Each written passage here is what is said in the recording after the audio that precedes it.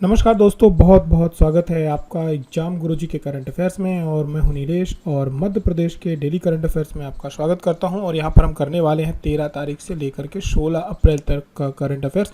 क्योंकि आपकी परीक्षाएं नज़दीक हैं, इसलिए डेली करंट अफेयर्स नहीं आ रहा। हम केवल उन्हीं प्रश्नों को लेकर के आ रहे हैं जो आपकी परीक्षा की दृष्टि से काफ़ी महत्वपूर्ण है।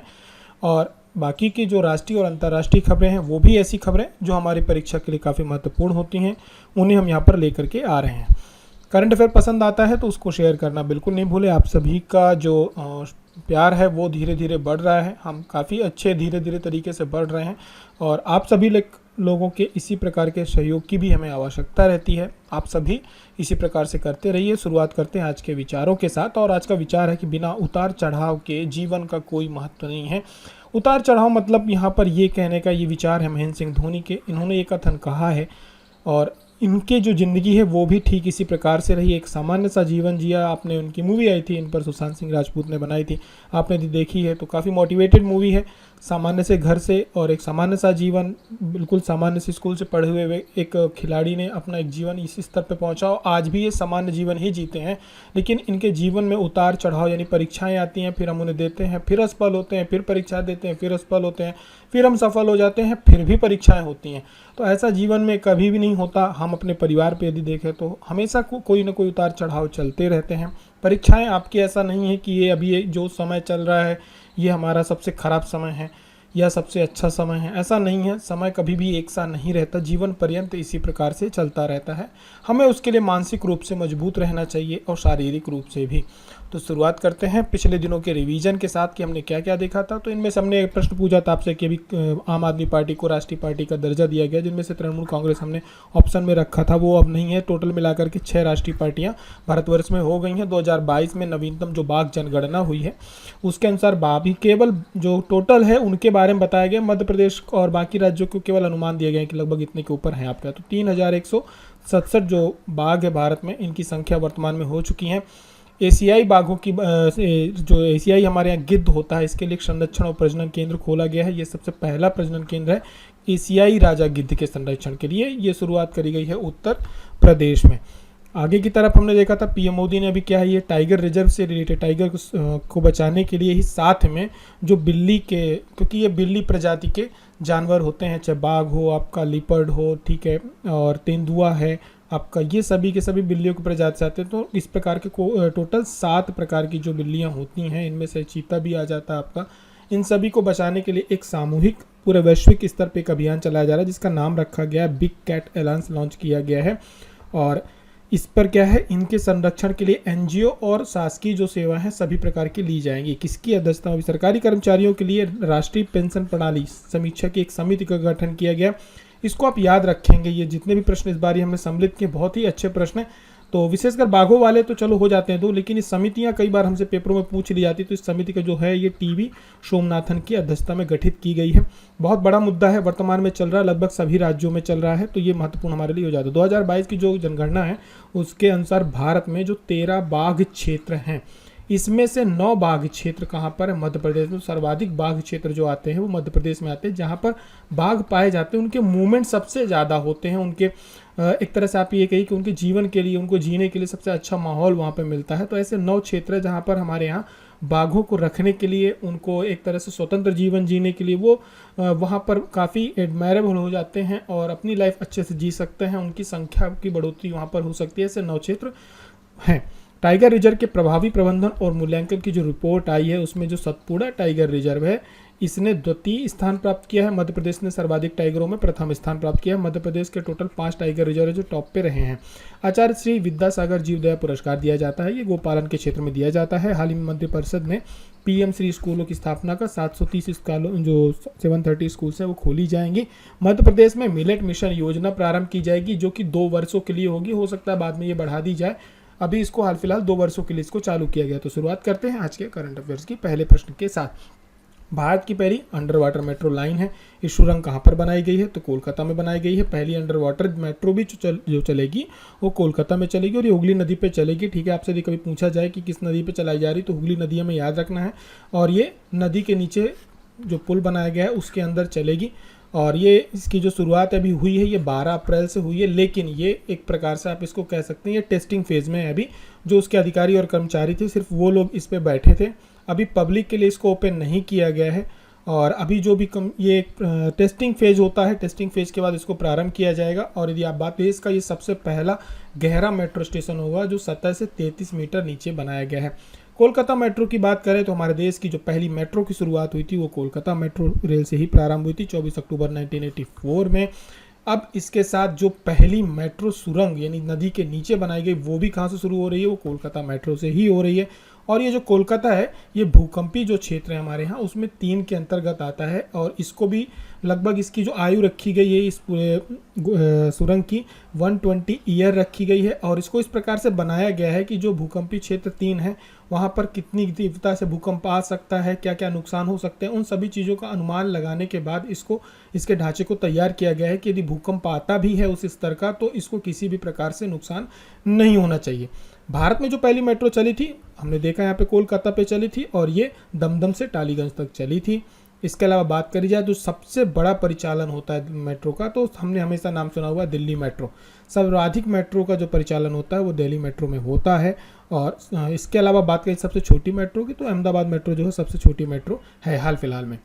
आगे की तरफ बढ़ेंगे, बात करें प्रश्न क्रमांक 2 की, तो सबसे आपराधिक देशों की रैंकिंग में भारत को किस स्थान पर रखा गया है। तो भारत जो वर्तमान में सबसे आपराधिक देशों में 77वें स्थान पर है। और ये जो रिपोर्ट जारी करी है ये वर्ल्ड ऑफ स्टैटिक्स ने जारी करी है सबसे आपराधिक देशों की रैंकिंग की, जिसमें भारत 77वें स्थान पर है, अमेरिका 55 पोजीशन पे है, ब्रिटेन 65वें स्थान पर है। इसके अनुसार जो सबसे ज़्यादा क्राइम जहाँ पर होता है, अपराध होते हैं, तो वेनेजुएला है जो सबसे आपराधिक देश के रूप में इसको फर्स्ट नंबर पर रखा गया है। दूसरे स्थान पर न्यू पापुआ गिनी है, तीसरे स्थान पर दक्षिण अफ्रीका है। अब तुर्की, जर्मनी और जापान जहाँ पर सबसे कम अपराध होते हैं उनकी संख्या, क्योंकि यहाँ का लिटरेसी रेट जापान का बहुत ज़्यादा है, एक डेवलप कंट्री है, जर्मनी भी डेवलप कंट्री है एक तरह की, तो यहाँ पे अपराध काफ़ी कम होते हैं, कानून का भी होता है। एक और 92 और 100वें देश के, और ये 135वें देश पर स्थान पर रहे हैं। देश में 10 उच्चतम बालों की बात करें तो वेनेजुएला, पापुआ गिनी, दक्षिण अफ्रीका, अफगानिस्तान ये सभी जो है टॉप पे चल रहे हैं। भारत की रैंक 77 है, ये हमें ध्यान रखना है।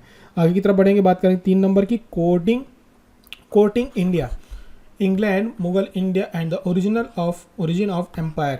ये पुस्तक लिखी गई है, किसके द्वारा लिखी गई है, लिखी गई नंदिनी दास जी के द्वारा। ये उनकी पुस्तक अभी नई हाल ही में लॉन्च की गई है। ये अभी ये जो है इंग्लिश की साहित्यकार हैं, अभी इंग्लिश में आई है बुक। ये पूरी तरह से जो हमारे ब्रिटिश आए थे और मुगल थे उनके बीच में उनका कब आना जाना हुआ, शाहजहाँ के टाइम में आए, जहांगीर के टाइम में आए, इसके बाद किस प्रकार से यहाँ पे स्थापित हुए, लास्ट में कैसे कैसे इन्होंने धीरे से पूरे मुगल साम्राज्य को समेट करके कॉर्नर पे रख दिया और ये धीरे धीरे क्या करते इन्होंने अपना वर्चस्व फैलाया। इन सब चीज़ों पर ये लिखी गई है। ये अंग्रेज़ों और मुगलों के बारे में है, हमें ये उस पर नहीं जाना है कि बुक में क्या कैसा है, प्रश्न आपसे कभी कभी पूछ, लेकिन विशेषकर ध्यान रखना है। तो 2022 और 23 में पुस्तकें आई हैं, 22 और 23, इसमें मैंने दोनों पुस्तकों को सम्मिलित किया है, 23 भी हैं। एक तो ये किरण बेदी जी की आई जो अक्सर पूछी जाती हैं हम लोगों से, फियरलेस गवर्नेंस, और शशि थरूर की पुस्तकें भी कई बार पूछ ली जाती हैं, तो अम्बेडकर द लाइफ पुस्तक है, ठीक है। इसके अलावा ज़्यादातर जो पूछी जाती हैं एक अनिरुद्ध भट्टाचार्य हैं, इनकी भी पूछ ली जाती है, ठीक है। और इसके अलावा यहाँ पर जो हैं वैसे ये करण सिंह की आप पुस्तक जरूर याद रखेंगे, ये पूर्व सांसद भी रह चुके हैं, जम्मू कश्मीर से आते हैं। इनकी मुंडगा उपनिषद में उन्होंने पुस्तक लिखी थी, इसके बारे में भी कई बार पूछा जा सकता है। गीतांजलि श्री, इनको पुरस्कृत किया जा चुका है टॉम एंड सेंड के लिए, ये पुस्तक इनकी ही लिखी हुई है, ये हमें याद है। निम्न में से कौन फीफा रैंकिंग में 2023 में विश्व के नंबर 1 फुटबॉल टीम बनी है, तो कोई और नहीं, वो अर्जेंटीना है जो पहले नंबर की फुटबॉल टीम बनी है। अभी federation D football association FIFA के द्वारा रैंकिंग जारी करी गई है, जिसमें अर्जेंटीना को 6 वर्षों में पहली बार फीफा में टॉप रैंकिंग पे दिया गया है। और इसके अलावा बात करी जाए तो सेकंड नंबर पे फ्रांस रहा, फिर ब्राज़ील रहा, फिर बेल्जियम रहा। तो फीफा के अकॉर्डिंग अर्जेंटीना जो है दुनिया की नंबर 1 की टीम है। और फीफा के बारे में यदि बात करें तो ये जो है 211 सदस्यों की एक संस्था है, स्थापना इसकी 1904 में हुई थी। मुख्यालय जो है इसका ज्यूरिक में है, स्विट्जरलैंड में, और इसके जो अध्यक्ष हैं गियानी इन्फोटिव हैं, और इसकी जो आधिकारिक भाषा है वो स्पेनिश है। और ये पूरे के जितने भी फीफा के चाहे वर्ल्ड कप, पुरुषों का वर्ल्ड कप हो, महिलाओं का वर्ल्ड कप, सब कुछ ये ऑर्गेनाइज करती है। आगे की तरफ बढ़ेंगे, प्रश्न क्रमांक 5 में, भारत को कितने साल की अवधि के लिए संयुक्त राष्ट्र सांख्यिकी आयोग के लिए चुना गया है, तो ये चुना गया है 4 वर्षों के लिए। अपने आप में बहुत बड़ा एक इंस्टीट्यूशन होता है, भारत के लिए एक बहुत एक उपलब्धि की बात है, क्योंकि इसके अंतर्गत ये क्या है, संयुक्त राष्ट्र के अंतर्गत काम करने वाली आर्थिक और सामाजिक परिषद है। अब जो संयुक्त राष्ट्र सांख्यिकीय आयोग है, साथ में नारकोटिक ड्रग्स आयोग, ठीक, इन दोनों पे संयुक्त राष्ट्र का जो समन्वय बोर्ड है, इसमें भारत को एक सदस्य के रूप में चुना गया है। और भारत इसमें 1 जनवरी 2024 से लगभग 2028 तक, या 2000 आप ये मान के चलो 28 एंड तक भारत इसमें क्या रहेगा, सदस्य के रूप में चुना गया है। और इसके अलावा क्या है, भारत पहले 2004 में चुना गया था। तो यहाँ पर क्या है, भारत को सर्वाधिक मत प्राप्त हुए हैं। भारत ने गुप्त मतदान में 53 मतों में से 46 मत प्राप्त किए हैं। इसमें आप छोटी बात नहीं है भारत के लिए, क्योंकि इसमें चाइना भी था, इसमें आपका जर्मनी भी था, इसमें यूएई भी सम्मिलित था। सभी का लगभग 10 ऐसे बड़े देश थे जो डेवलप थे और बहुत अच्छे देश थे, उन्होंने भी इस पर चुनाव लड़ा था, लेकिन वो सेलेक्ट नहीं हुए हैं। भारत का इसमें प्रतिनिधि चुना गया है। और संयुक्त राष्ट्र सांख्यिकी आयोग की बात करी जाए तो 1947 में इसका गठन हुआ था। और ये सांख्यिकी प्रणाली का दुनिया का एक महत्वपूर्ण क्या है, निकाय है। और इसमें जो सांख्यिकीविद होते हैं वो इस पे सम्मिलित होते हैं। सेंसेक्स वगैरह जारी किए जाते हैं और कंट्रीज़ का जो बाकी की चीज़ें होते हैं उस पर रिसर्च वगैरह की जाती है। लेकिन महत्वपूर्ण जो एक अलग आयोग है वो है नारकोटिक ड्रग्स एंड संयुक्त राष्ट्र का जो आयोग है, इस पर भी भारत को क्या किया गया है, सम्मिलित किया गया है। ये जो दवा नियंत्रण संधियां वगैरह होती हैं, इसके लिए भारत को बहुत फ़ायदा यहाँ से मिलने वाला है, क्योंकि जो भारत है दुनिया में सबसे ज़्यादा वर्तमान में फार्मास्यूटिकल पे क्या करता है, एक्सपोर्ट करता है। हम एक तरह से चाइना को भी कहीं ना कहीं पे अब अन्य देशों के साथ बीट कर रहे हैं। खासतौर से जब से हमने ये वैक्सीन एक्सपोर्ट करी उसके बाद बहुत सारे देशों में हमारी क्या हो रही है, डिमांड हो रही है। तो फार्मास्यूटिकल हमारा एक बहुत बड़ा मार्केट है। तो इसमें सम्मिलित होने के बाद भारत को एक काफ़ी फ़ायदा मिल सकता है, क्योंकि कई बार हमारी जो मेडिसिन होती हैं उनको वैश्विक स्तर पर उतनी, एक आप ये बोलिए कि एक तो उनको कई बार लाइसेंस से गुजरना पड़ता है, साथ में बौद्धिक संपदा का जो एक इशू आता है वो अलग आता है, ठीक है। तो इन सब चीज़ों पे भी भारत को फ़ायदा मिलेगा। हम लोग शुरुआत करते हैं मध्य प्रदेश की। इससे पहले आपको जानकारी दे देते हैं कि यदि आप मध्य प्रदेश पीएससी 2022 के लिए इंग्लिश मीडियम या हिंदी मीडियम में नोट्स ऑर्डर करना चाहते हैं तो अपडेटेड नोट्स जो 2023 के कंटेंट है उसके साथ उपलब्ध है। और इसके साथ वर्तमान में मिल रही है एमपीपीएससी प्री की टेस्ट सीरीज जो कि 499 की है। ये नोट्स आपको ऐप पर से परचेज कर सकते हैं, वहाँ पे आपको सारी सुविधाएं उपलब्ध है, या नीचे दिए गए नंबर पे आप कांटेक्ट कर सकते हैं। शुरुआत करते हैं हम लोग मध्य प्रदेश के करंट अफेयर्स की।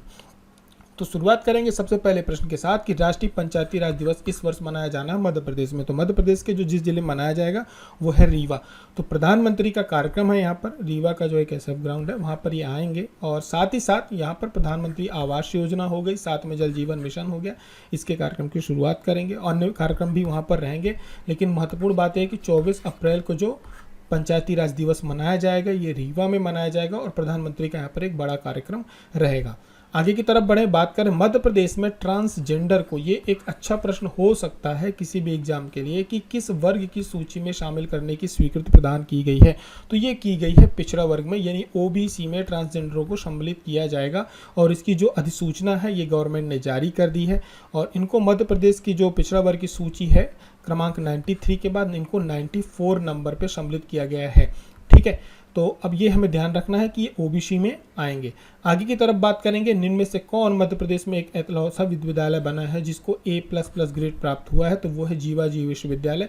ये मध्य प्रदेश की पहली यूनिवर्सिटी है जिसको A++ का ग्रेड दिया गया। नैक के द्वारा ये ग्रेड दिए जाते हैं अलग अलग। इन पे यहाँ पे आप एक तरह से कहो कि यहाँ पे वाईफाई हो गया, यहाँ पे लाइब्रेरी की सुविधाएं कैसी हैं, और यहाँ का शिक्षक किस प्रकार से हैं, कितने प्रोफेसर उपस्थित हैं, कितने नहीं हैं, बहुत सारी जो बेसिक और हर प्रकार की जो एक इंफ्रास्ट्रक्चर से रिलेटेड चीज़ होनी चाहिए एक यूनिवर्सिटी में, उन सारी चीज़ों को यहाँ पर मूल्यांकन किया जाता है। मूल्यांकन के बाद ये ग्रेड दिया जाता है। किसी भी विश्वविद्यालय के लिए बहुत बड़ी उपलब्धि होती है, क्योंकि वहाँ पर एडमिशन्स की संख्या भी बढ़ती है, कुछ यूजीसी की तरफ से ग्रांट भी मिलता है इसमें, ठीक है।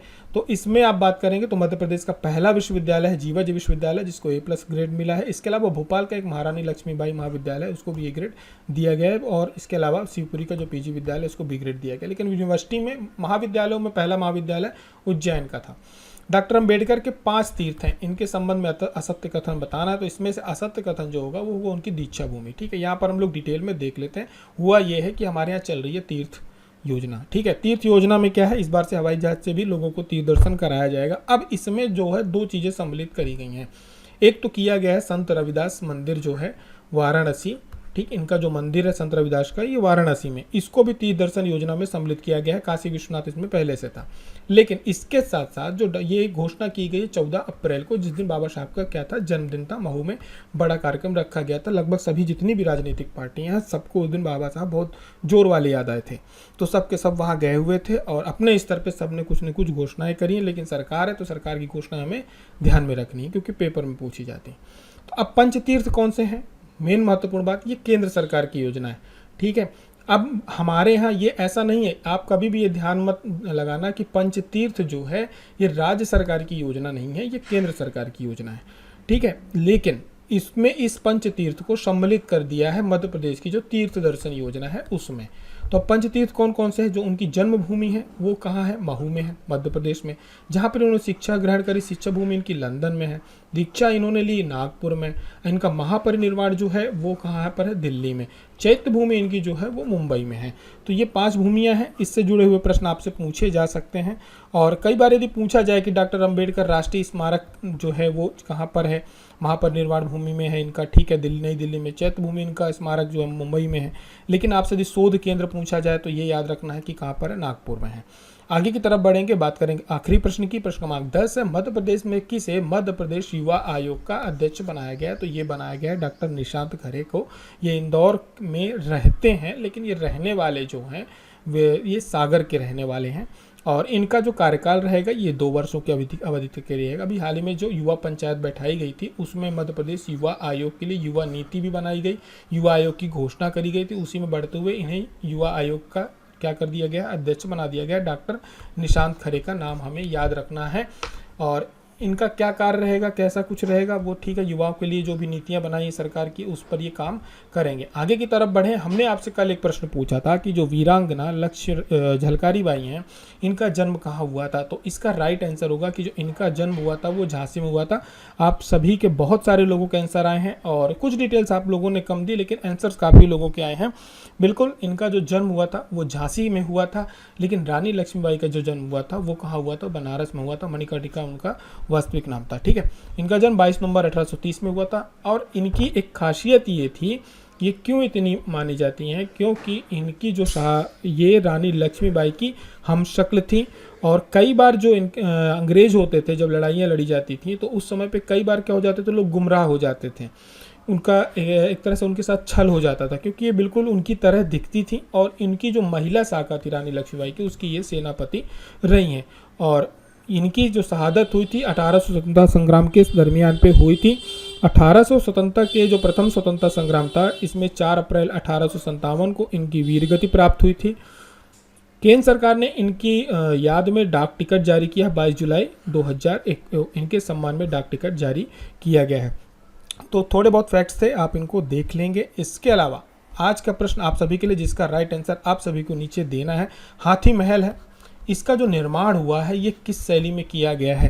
मैंने कई बार इस महल का आपको जिक्र किया है और हमेशा जब भी किसी महल की बात करता हूँ या किसी मकबरे की बात करता हूँ तो वहाँ पर आपसे उसकी जो निर्माण शैली है उसके बारे में ज़रूर चर्चा की जाती है। तो आपको इसका राइट आंसर बताना है कि इसका इंडो इस्लामिक में हुआ है, नागर में हुआ है, दोनों में हुआ है, इनमें से कोई नहीं हुआ है।